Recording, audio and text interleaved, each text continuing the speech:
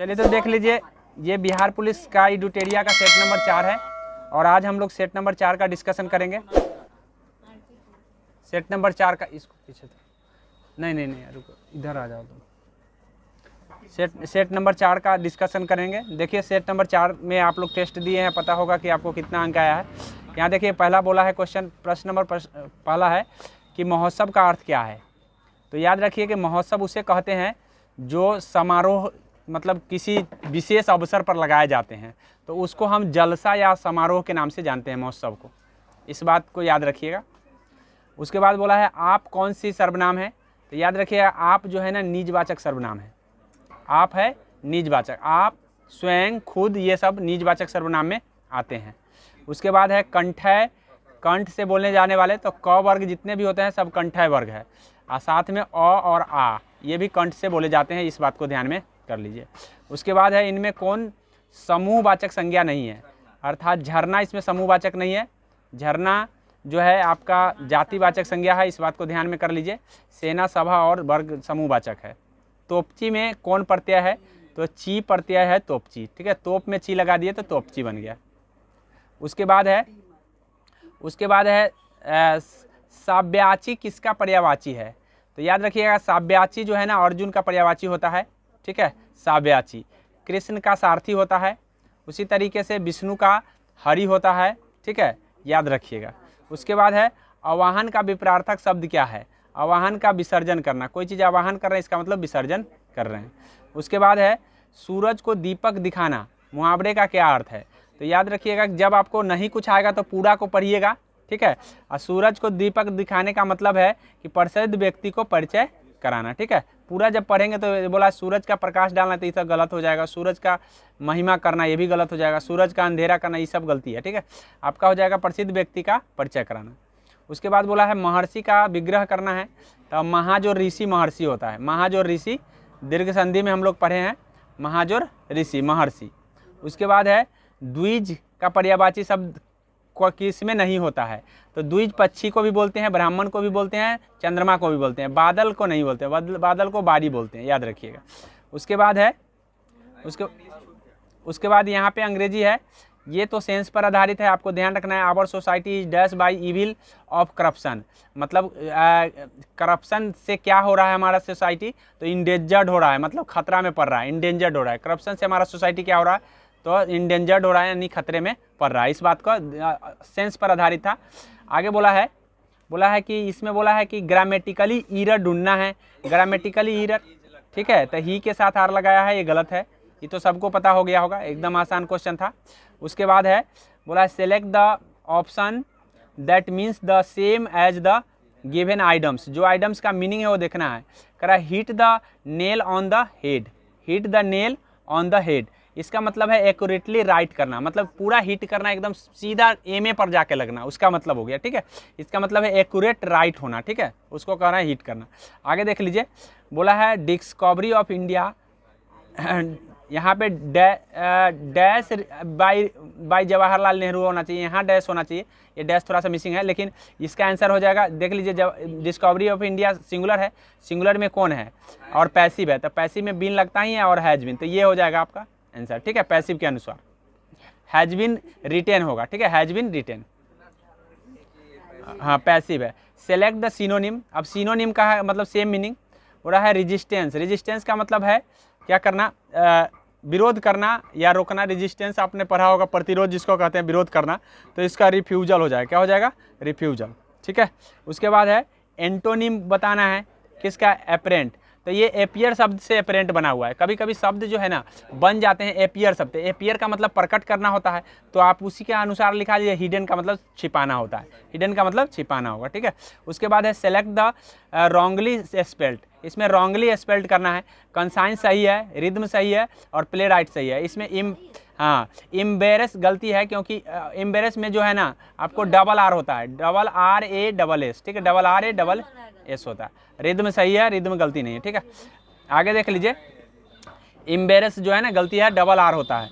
बोला है select the meaning of the given items, बोला है इसमें आइटम्स का मीनिंग बोला है टू स्ट्रेन इवरी नर्व, तो ये दूसरा बार हो रहा है, क्योंकि इससे पहले भी आपको बताया जाता है इवरी नर्व लगाना यानी पूरी ताकत लगाना, पूरी इफोर्ट लगाना, तो मैक्सिमम इफोर्ट हो जाएगा। क्या हो जाएगा? मैक्सिमम इफोर्ट, पूरी ताकत लगाना, पूरी जोर लगाना, ठीक है, याद रखिएगा। बोला है सेलेक्ट द एंटोनिम, एंटोनिम बताना है एलाइन। एलाइन हम विदेशी को बोलते हैं, ठीक है, हाँ एलियन जिसको बोलते हैं, तो एलियन विदेशी होता है, बाहरी होता है, उसको एलियन बोलते हैं, जो बाहर से आता है, तो उसको हम एंटो करना था, नेटिव जो हो जाएगा आपका, ठीक है, नेटिव जो है ना अपना देश का होता है, याद रखिएगा। बोला है the Indian cricket team was in dash mood, ठीक है, इंडियन क्रिकेट वाज टीम जो है ना डैश मूड में है, तो याद रखिएगा क्रिकेट जो है यहाँ पे दो ही ऑप्शन बन रहे हैं, या तो ग्लोरियस या तो जुबिलेंट, तो जुबिलेंट से ग्लोरियस से ज़्यादा जुबिलेंट होगा, ठीक है। जुबिलेंट का मतलब है कि ज्वाइली मूड होता है, ज्वाइली को जुबिलेंट बनाया गया है, इस बात को ध्यान रखिए बस।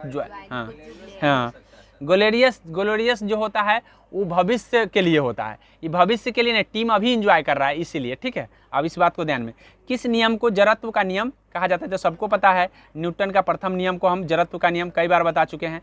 उसके बाद है मनुष्य में स्टार्च जैसे कार्बोहाइड्रेट पाचन का निम्नलिखित में, मतलब कार्बोहाइड्रेट का पाचन कहाँ होता है? तो आपको पता है मुख्य गुहा से ही कार्बोहाइड्रेट पचना शुरू हो जाता है, याद रखिएगा, मुख्य गुहा से। लेकिन अगर वसा का पाचन पूछेगा तो छोटी आंत होता है, इस बात को ध्यान में कर लीजिए। हाँ, यही गलती करते हैं अक्सर। उत्तल दर्पण में बना प्रतिबिंब सदा, तो याद रखिएगा उत्तल दर्पण हमेशा आभासी प्रतिबिंब बनाता है, लेकिन जो प्रतिबिंब आभासी होगा वो हमेशा सीधा होगा, और जो प्रतिबिंब वास्तविक होगा वो हमेशा उल्टा होगा, इस बात को ध्यान में कर लीजिए। तो यहाँ पे आंसर हो जाएगा आभासी और सीधा। बोला है कोर्निया के पीछे एक गहरे रंग के पेशीय संरचना होती है, उसको हम क्या कहते हैं? तो उसको हम कहते हैं प्यूपिल के नाम से जानते हैं, ठीक है, इसको प्यूपिल के नाम से जानते हैं। बोला है डैश बताता है कि तापमान और दाब समान परिस्थितियों में गैस के प्रसार की दर उनके घनत्व के वर्गमूल के व्यक्त कर्मानुपाती होता है। तो आपने केपलर का नियम पढ़ा है, ऐसा नहीं बताया है। उसके बाद है पास्कल का नियम पढ़ा है, उसमें भी ऐसा नहीं बताया है, घनत्व वाला, घनत्व के वर्गमूल वाला। और टिंडल प्रभाव भी आपने पढ़ा होगा, ये सारे पढ़ाए हुए हैं। ये ग्राहम का नियम नहीं हम बताए हुए हैं, इसलिए आप इस तरह से एनालिसिस करके मार सकते थे, ठीक है। घनत्व का वर्गमूल उसके व्यक्त कर्मानुपाती होता है ग्राहम के नियम में। लेकिन केपलर के नियम में क्या होता है कि केपलर के नियम में आपका जो है ना, वो जो है जो टी के पावर 3 आर के पावर 2 टी के पावर 3 समानुपाती होता है, ठीक है, ये समानुपात में होता है, मैंने पढ़ाया था केपलर के नियम में। और वही टिंडल प्रभाव में क्या होता है कि जब प्रकाश जो है ना किसी कोलाइडी माध्यम में जाता है तो उसका प्रकाश जो चारों तरफ क्या है, बिखर जाता है, तो इसी को कहते हैं हम टिंडल प्रभाव। मेरे ख्याल से बात समझ में आ गया होगा, ठीक है। आप देख लीजिए निम्नलिखित में से किस विटामिन के कारण नियासिन होता है, ठीक है, नियासिन के नाम किस विटामिन का है? तो मैं आपको बता दूं, अभी हाल ही में जब मैं बीपीएससी का सेट बता रहा था तो उस समय बताया था कि विटामिन B3 जो है ना नियासिन होता है, उसमें बोला गया था। तो विटामिन B3 नियासिन होता है, विटामिन B2 राइबोफ्लोविन होता है, वही विटामिन थायमिन होता है, इस बात को ध्यान में कर लीजिए, ठीक है। उसके बाद है विटामिन 6 विटामिन जो 12 होता है राइबो कोबालमिन होता है। और विटामिन 5 जो होता है विटामिन 5 जो होता है आपको ध्यान रखें पेंटेन होता है, ठीक है, पेंटेथिनिक अम्ल होता है। वही विटामिन 7 निकोटीन होता है, क्या होता है? विटामिन B7 निकोटीन होता है, इस बात को भी ध्यान में कर लीजिए, ठीक है। आगे निम्नलिखित में से कौन सा किण्वन वसा को तोड़ने में मदद करता है? तो लाइपेज अम्ल जो है ना वसा को तोड़ने में मदद करता है, लाइपेज अम्ल वसा को तोड़ने में मदद करता है, याद रखिएगा। ये अग्न्याशय से निकलने वाला रस है, एक होता है एमाइलेज, एमाइलेज जो है ना हमारे लार ग्रंथि से निकलता है एमाइलेज, ये इस बात को ध्यान है। और ये जो है ना आपको ध्यान रखना है कि वसा का से मतलब अग्न्याशय से निकलने वाला लाइपेज होता है जो वसा पर काम करता है। बोला है निम्नलिखित में कौन संपर्क बल नहीं है? मतलब संपर्क असंपर्क बल नहीं है, मतलब असंपर्क बल का मतलब होता है कि संपर्क नहीं हो रहा हो। तो संपर्क, घर्षण में तो संपर्क होता ही है, तो संपर्क घर्षण असंपर्क बल नहीं है, बाद बाकी सारे असंपर्क बल है। बोला है निम्नलिखित में कौन सा ब्रायोफाइटा का सामान्य प्रकार है? तो ये ब्रायोफाइटा का जो सामान्य प्रकार है ये आपका मर्चेंटिया होता है, ठीक है, मर्चेंटिया को हम ब्रायोफाइटा का सामान्य प्रकार कहते हैं। आगे बोला है जब लोहे के कील कॉपर सल्फेट में, जब लोहे के कॉपर CuSO4 में जब हम Fe डाल देते हैं तो क्या होता है? तो याद रखिएगा ये CuSO4 जो है ना ये Cu को सबसे पहले विस्थापित करेगा, पहला बात तो ये हो गया। दूसरा बात है कि इसका रंग बदल जाएगा, तो नीला और हरा बदल जाता है। किस में बदलता है? नीला और हरा में बदल जाता है, इस बात को ध्यान में कर लीजिए, नीला और हरा में बदल जाता है। बोला है किस खनिज विटामिन की कमी से गर्दन की ग्रंथि सूज जाती है। तो याद रखिए आयोडीन की कमी से ग्लैंड रोग हो जाता है, तो उसे गर्दन का सूजना ही ग्लैंड रोग है। अब बोला है ये तो सिंपल था, ये तो गलती होने वाली बात ही नहीं था। पेशीय उत्तक 3 प्रकार के उत्तक है, ठीक है। पेशीय उत्तक 3 प्रकार के उत्तक है, निम्नलिखित में कौन उसमें से नहीं है, ठीक है। तो याद रखिएगा कि पेशीय उत्तक में जो है कंकाल होता है, उसके बाद है आपको सेसमोइड, चिकनी होता है, हृदय होता है, ठीक है। ये सेसमोइड नहीं होता, ठीक है, सेसमोइड आपका नहीं होता है। बोला है राहुल बेरी से पीड़ित है, राहुल बेरी से पीड़ित है। तो याद रखिए विटामिन बी की कमी से वो कमी है उसके पास, ठीक है। ए की कमी से आपको रतौधी हो जाता है, बी की कमी से बेरी हो जाता है, सी की कमी से स्कर्वी अम्ल हो जाता है, और के की कमी से रक्त नहीं जमता है। इस बात को ध्यान में, रक्त थक्का नहीं बन पाते हैं। कपास के उगने के लिए तापमान और विटामिन ई के कमी से जनन अंग खराब हो जाता है। इस बात को ध्यान, तापमान हल्की बारिश या सिंचाई वाले पाले से मुक्त डैश दिन और तेज धूप की आवश्यकता होती है। मतलब कपास के लिए कितना धूप और मतलब डैश कितने दिन तेज धूप की आवश्यकता होगी, कितने दिन तक। तो यहाँ पे है 210 होगा, कितना होगा उच्च 210 होगा। बोला है पादप कोशिका जंतु कोशिका से भिन्न होता है, पादप कोशिका जंतु कोशिका से भिन्न होता है। उनमें से कोशिका झिल्ली के चारों तरफ एक अतिरिक्त परत होता है, उसे क्या कहा जाते हैं। तो याद रखिएगा कि जंतु कोशिका में कोशिका झिल्ली होता है, क्या होता है, जंतु में होता है झिल्ली, क्या होता है झिल्ली, और पादप कोशिका में भी झिल्ली होता है, लेकिन झिल्ली के ऊपर भित्ति होता है, क्या होता है भित्ति, ठीक है, कोशिका भित्ति होता है। तो ये भित्ति जो है ना जंतु कोशिका में नहीं पाया जाता है, इस बात को आप ध्यान कर लीजिए, कोशिका भित्ति नहीं पाया जाता है जंतु कोशिका में, ये सबसे बड़ा अंतर है, ठीक है। और उसके बाद रिक्तिकाएं भी यहाँ कम होता है, वहाँ ज़्यादा होता है। द फिलोसफी ऑफ बॉम्बे के लेखक कौन है। तो द फिलोसफी ऑफ बॉम्बे के लेखक भगवती चरण बोहरा है, भगवती चरण बोहरा। बोला है व्योममित्र रॉबर्ट जो है ना बनाया है, विकसित किया है गया है, किसने किया है, तो इसरो ने किया है। कौन किया है, इसरो ने किया है। उसके बाद बोला है पृथ्वी की सतह से भूस्थित उपग्रह भूमध्य रेखीय परिधि में ऊंचाई लगभग क्या होती है। तो हम बीपीएससी के सेट बता रहे थे कि अधिक ऊंचा होता है, अधिक ऊंचा होने का मतलब है 36,000 यहाँ पे होगा, ठीक है। कौन सा होता है, 36,000 किलोमीटर, 36,000 किलोमीटर। भारत का प्रथम वायसराय कौन था। तो भारत का प्रथम वायसराय आपको पता है कि वायसराय केनिंग जब बना था, तो प्रथम वायसराय 1856 से लेकर के 1858 में वो केनिंग जो है ना वायसराय बन गया था। तो 58 से लेकर 62 तक वो रहा था, कितने तक, 62 तक, और पहली बार वो बना था। इस बात को ध्यान रखिए, वायसराय कौन था, केनिंग, इस बात को ध्यान रखिएगा। और सितारा देवी किस विद्या से संबंधित है। तो सितारा देवी हाल ही में 2014 में इसका निधन हो गया, लेकिन ये शास्त्रीय नहीं नृत्य हाँ कथक नृत्य से संबंधित है। किससे संबंधित है, कथक नृत्य से संबंधित है। बोला है सार्क का नया सदस्य कौन है। तो याद रखिएगा सार्क का स्थापना 1885 में हुआ था, 1885 में, 1885 या 1985 देख लेना, कंफर्म थोड़ा नहीं है, लेकिन सार्क का नया सदस्य अफगानिस्तान है, सबसे लास्ट में अफगानिस्तान है। कौन है, अफगानिस्तान। राज्यसभा का नवनिर्वाचित कौन है। राज्यसभा के लिए निर्वाचित होने के लिए आवश्यक न्यूनतम उम्र सीमा। तो उम्र सीमा 30 वर्ष, राज्यसभा 30 वर्ष और लोकसभा 25 वर्ष, लोकसभा 25 वर्ष, इस बात को ध्यान है। लोकसभा निम्न सदन है, निम्न सदन के लिए नीचा है 25 वर्ष और उच्च सदन के लिए ऊंचा है 30 वर्ष, इस बात को आप ध्यान में कर लीजिए। लेकिन राज्यपाल और राष्ट्रपति बनने के लिए 35 वर्ष। आगे बोला है स्वेज नौ परिवहन भूमध्य सागर और किस सागर, तो लाल सागर, भूमध्य सागर और लाल सागर को जोड़ने वाले को हम स्वेज नहर कहते हैं, इस बात को ध्यान में कर लीजिए। केसर का मुख्य उत्पादक राज्य कौन है, जम्मू कश्मीर, जम्मू कश्मीर में सबसे ज्यादा केसर होता है। भारत में निम्नलिखित में से कौन सा क्षेत्र विविधता क्षेत्र जो है ना विविधता का तप्त मतलब हॉट स्पॉट जाना जाता है, ठीक है। हॉट स्पॉट का मतलब है, हम ये बीपीएससी में भी बताएं कि हॉट स्पॉट कौन है सब, तो पश्चिमी घाट बताए थे, तो यहाँ पे पश्चिमी घाट हो जाएगा, ठीक है। पश्चिमी घाट जो है ना हॉट स्पॉट है। एक वो है पूर्वी हिमालय भी है, कौन है, पूर्वी हिमालय, अगर वो ऑप्शन में रहता तो दोनों हो जाता, पूर्वी हिमालय, पूर्वी हिमालय, पूर्वी घाट नहीं, याद रखिए पूर्वी घाट और पूर्वी हिमालय में अंतर है। तो पश्चिमी घाट और पूर्वी हिमालय हॉट स्पॉट है, विविधता का हॉट स्पॉट है, इस बात को ध्यान में कर लीजिए। बोला है ग्रीन पार्क, ग्रीन पार्क किस खेल से संबंधित है। कानपुर का ग्रीन पार्क स्टेडियम जो है ना किस खेल से है, तो क्रिकेट से, याद रखिएगा। वानखेड़े स्टेडियम भी क्रिकेट का है जो मुंबई में है, और ईडन गार्डन है जो कोलकाता में है, ठीक है, इस बात को ध्यान। ईडन गार्डन कोलकाता का याद कर लीजिए, वानखेड़े स्टेडियम कानपुर का याद कर लीजिए, सारे क्रिकेट का है। उसके बाद है ईडन गार्डन कोलकाता और वानखेड़े स्टेडियम मुंबई, इस बात को ध्यान में कर लीजिए। हाँ, सब क्रिकेट है। भारतीय मानक, ठीक है, भारतीय मानक ग्रीनविच समय, ग्रीनविच समय कितना आगे है? तो 5.5 घंटा आगे है, पढ़ भी चुके हो। और 5.5 घंटा ना रह करके तो 82.5 डिग्री, अगर डिग्री में पूछता है तो 82.5 डिग्री का मतलब 5.5 घंटा होता है, याद रखें। 1 डिग्री का मतलब 4 मिनट होता है, उसके अनुसार काउंट कर लेना कभी भी। 1 डिग्री का मतलब, तो हमारे जो भारतीय मानक जो देशांतर है वो 82.5 डिग्री आगे है, तो 82.5 डिग्री आगे होने का मतलब है 5.5 घंटा आगे होना, ठीक है। 1 डिग्री का मतलब 4 मिनट, इससे काउंट कर सकते हो। आगे बोला है निम्नलिखित में कौन सी यूएस स्थानीय पवन है, मतलब अभी पढ़ाई भी है हमें भूगोल में। चिनूक जो है ना स्थानीय पवन जो है यूएसए का है। बोला है नागा अर्जुन परियोजना किस नदी पर है? तो कृष्णा नदी पर है नागा अर्जुन परियोजना। निम्नलिखित में कौन सा शहर यमुना नदी के किनारे स्थित नहीं है?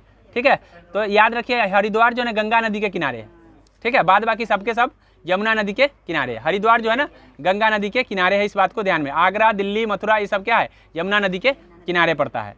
उसके बाद है स्वतंत्र भारत के प्रथम गृह मंत्री, तो सरदार वल्लभ भाई पटेल। ये पूछा भी था मधु एक बार, तो हम बताए थे, ठीक है, ठीक है, इस बात को ध्यान में। भारत में प्रथम अंग्रेजी समाचार पत्र प्रारंभ किया गया था, तो याद रखिएगा प्रथम अंग्रेजी समाचार पत्र बंगाल गजट है, जो जेम्स हिक्की के द्वारा शुरू किया गया था। वही दूसरे समाचार पूछेगा तो इंडिया गजट है, इस बात को ध्यान में कर लीजिए। किसने अवंती के शासक चंड प्रद्योतक को इलाज के लिए राजजीवक राजवैद्य को, तो ये बिंबिसार से संबंधित है राजवैद्य, हाँ बिंबिसार है। जब हम पढ़ा रहे थे तो उस समय बिंबिसार के समय बोले थे राजवैद्य को बात हम बोले हुए थे आपको। बोला है निम्न में कौन सा विषय समवर्ती सूची का विषय नहीं है, मतलब समवर्ती सूची में कौन नहीं आता है? तो शिक्षा तो भाई भारत के लिए और राज्य के लिए दोनों के लिए जरूरी है। वही परिवार नियोजन भी भारत के लिए और राज्य के लिए जरूरी है। वही वन भी दोनों के लिए जरूरी है। दोनों के लिए जरूरी कौन नहीं है? पंचायती राज। देश के लिए कोई पंचायती राज, ये देश जो है ना राज्य के लेवल पर पंचायती राज होता है, याद रखिएगा। और राज्य निर्वाचन आयोग ही इसका चुनाव कंडक्ट करवाता है, इस बात को भी ध्यान में रखेंगे। उसके बाद है ब्राह्मणी निम्नलिखित में से किसकी सहायक नदी है? तो ब्राह्मणी नदी जो है आपको ध्यान रखना है, ये आपका है महानदी की सहायक नदी है। किसकी है? महानदी की सहायक नदी है ब्राह्मणी।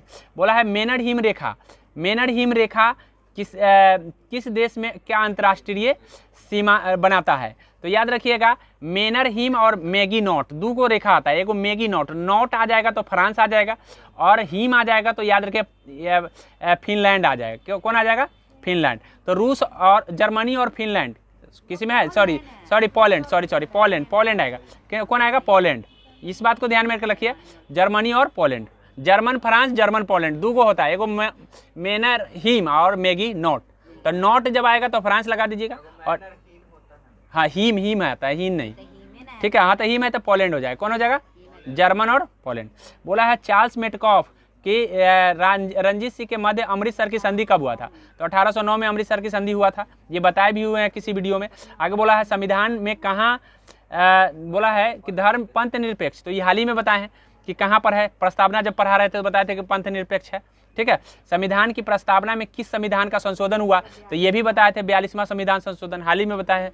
उसके बाद निम्नलिखित में से किस ग्रह की घूर्णन गति सर्वाधिक है? कौन सी ग्रह की सर्वाधिक घूर्णन है? तो जो सबसे बड़ा है वो सबसे ज्यादा घूर्णन तेज गति से करता है, 10 घंटा में घूम जाता है पूरा, ठीक है, 10 घंटा में घूम जाता है, तो ये आपका बृहस्पति हो जाएगा, ठीक है। इस बात को ध्यान में। भारत के उत्तरी मैदान में शीतकालीन वर्षा, तो मैं बताया था कि जब शीतकालीन में उत्तर मैदान में वर्षा होगा तो वो पश्चिमी विक्षोभ से होगा, लेकिन जब तमिलनाडु के तट पर होगा तो वो लौटता हुआ मानसून, ये हम बताए थे जब हम बता रहे थे बीपीएससी का, तो उस समय बोले लौटते हुए मानसून का यहाँ पे तमिलनाडु में वर्षा होता है, लेकिन उत्तर भारत में कहेगा तो आपको वो होगा पश्चिमी विक्षोभ के कारण होगा। किसके कारण होगा? पश्चिमी विक्षोभ। यहाँ पे हो जाएगा पश्चिमी विक्षोभ, ठीक है। इस बात को ध्यान में कर लीजिए।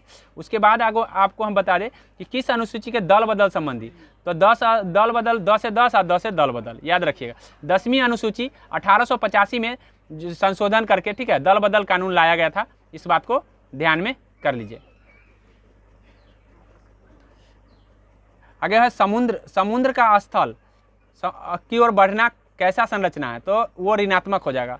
समुद्र स्थल की ओर बढ़ेगा तो ऋणात्मक, स्थल से बाहर जाएगा तो धनात्मक, ठीक है। इस बात को ध्यान में, तो कौन हो जाएगा? ऋणात्मक संरचना। हाँ, यानी कहने का मतलब है स्थल की ओर बढ़ा तो गलती है, स्थल से नीचे हटा तो सही है, तो सही पॉजिटिव होता है। इस बात से आप, हाँ सही पॉजिटिव होता है। स्थल की ओर बढ़ा तो गलत है, क्योंकि स्थल डूब सकता है। इस बात को हम दिमाग में ऐसे याद रखने के लिए बोलते हैं, ठीक है। ये चीज़ ऐसा ऑथेंटिक बात नहीं बता रहे हैं, हम बोल रहे हैं याद करने के लिए। स्थल की ओर बढ़ रहा है तो आप समझ लीजिए कि वो गलत है, क्योंकि उससे जान माल की खतरा हो सकता है, तो ऋणात्मक हो गया। स्थल की ओर बढ़ा तो गलत है, गलत मतलब निगेटिव गलत होता है, और पॉजिटिव अच्छा होता है। आगे समझ में, क्योंकि आप देख लीजिए जब स्थल की ओर समुद्र बढ़ेगा तो इसका मतलब क्या, उसमें जान माल की क्षति होगा। इस बात के लेकर के हम आपको बता रहे हैं, ये याद ध्यान में कर लीजिए। तो यहाँ स्थल की ओर बढ़ने की बात कर रहा है ना, तो ऋणात्मक हो जाएगा, इस बात को ध्यान में कर लीजिए। उसके बाद बोला है दो समांतर भ्रंश। जब हमसे कोई पूछ भी दिया था बच्चा कि सर भ्रंश क्या होता है, तो हम उस दिन बताए थे कि भ्रंश घाटी जो है ना, दो दरार के बीच होता है। समांतर भ्रंश के बीच धंसे जो दरार होता है, उसी दरार को हम भ्रंश घाटी कहते हैं। उस दिन बीपीएससी में जब हम बता रहे थे पूछा था, कोई पूछा था, पता नहीं कौन पूछा था। आगे बोला है भारत के लिए पहला फैक्ट्री एक्ट, शायद कुंदन पूछा था। भारत का पहला फैक्ट्री एक्ट, अब नहीं सुनोगे तो कैसे होगा। भारत का पहला फैक्ट्री एक्ट जो है ना, ये भी बता दिए हुए हैं हम 1881 में, ठीक है। उसके बाद है जिस देश में प्रति व्यक्ति आय अधिक होता है वो विकसित होता है। क्या होता है? विकसित होता है। प्रत्यक्ष कर के अंतर्गत निम्न में कौन शामिल किया गया है? तो जीएसटी अप्रत्यक्ष कर है, उत्पाद कर अप्रत्यक्ष है, बिक्री अप्रत्यक्ष है। आमदनी होगा तो तुरंत टैक्स लगेगा। इसलिए अगर आप मान लीजिए कोई लॉटरी खेल रहा है, तुरंत 1 लाख जीत गए तो 1 लाख पर तुरंत टैक्स देना, मतलब अगर 1 लाख पर एप्लीकेबल हो तो। इसलिए जो भी आमदनी कर तुरंत लगता है, अगर हाँ तो तुरंत कर देना पड़ेगा। उसी को कहते हैं डायरेक्ट कर, अर्थात प्रत्यक्ष कर, ठीक है। रुपये के सर्वप्रथम अवमूल्यन, रुपये का सर्वप्रथम अवमूल्यन याद रखिएगा 1949 में हुआ था। 1949, 1966 और 1991। इस बात को ध्यान में, 3 बार हो चुका है। 49, 66 और 91, ये 3 बार हो चुका है। तीनों बार को ध्यान में रखिएगा। पहली बार पूछेगा तो 49 हो जाएगा, दूसरी बार पूछेगा 66 हो जाएगा, और तीसरी बार 91। इस बात को ध्यान में कर लीजिए। उसके बाद बोला है भारतीय संविधान के अनुसार भारत में धर्मनिरपेक्ष राज्य घोषित कौन करता है? तो ये तो सबको पता है, 1976 का 42वां संविधान संशोधन, ठीक है। स्वतंत्रता के बाद विभिन्न रियासतों को भारतीय संघ में जोड़ने में किसकी मतलब प्रमुख भूमिका रही है पूछा है, तो पटेल जी की भूमिका सबसे अग्रणीय रही है। ये बात को ध्यान में रखना है। हाल ही में प्रतिष्ठित संतोकवा मानवतावादी पुरस्कार, तो संतोकवा मानवतावादी पुरस्कार जो है ना, सोनम वांगचुक को मिला है। सोनम वांगचुक किस खेल से संबंधित है? फुटबॉल से संबंधित है। इस बात को ध्यान में रखें। हुरन रिसर्च इंस्टीट्यूट द्वारा प्रकाशित ग्लोबल यूनिकॉर्न इंडेक्स, तो यूनिकॉर्न में भारत का कौन सा रैंक रहा है ये पूछा है, ओवरऑल यही पूछा है। तो यूनिकॉर्न में भारत का जो स्थान रहा है, भारत का 68वां यूनिकॉर्न के साथ इंडेक्स में डैश स्थान रहा है। तो अब 68 के साथ भारत तीसरे नंबर पर चला गया। कितने नंबर पर? तीसरे नंबर।